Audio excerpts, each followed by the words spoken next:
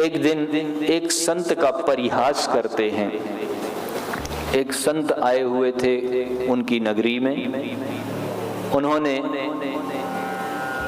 उसके सेवक से कहा कि अपने राजा से कह दो कि वे हमें यहाँ कुछ सामग्री रसोई बनाने के लिए भिजवा दें।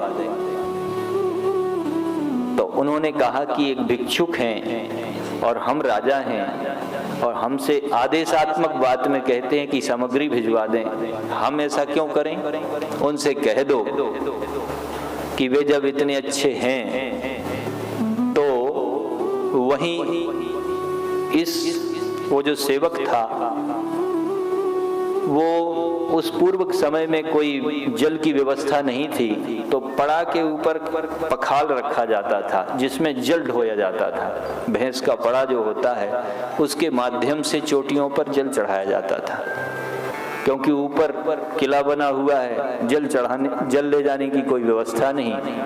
तो उस समय ऊंट का या पड़ों का उपयोग किया जाता था।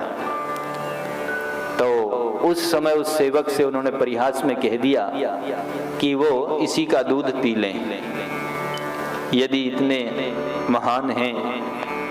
और जैसे ही उस सेवक ने यह बात कही तो उन्होंने कहा ठीक है, महाराज ने ठीक ही कहा है।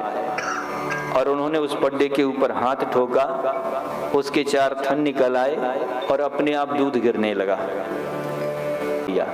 बोले हमने भी पी लिया और दे देना अपने महाराज को कि हमारी ओर से यह भेंट है, वे स्वयं भी पी लें।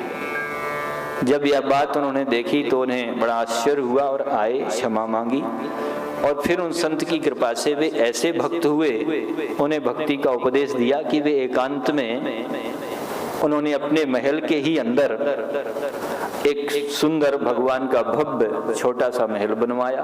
उस कक्ष में भगवान के ऊपर बढ़िया सुंदर उनका श्रृंगार करते और किसी का भी प्रवेश नहीं होने देते।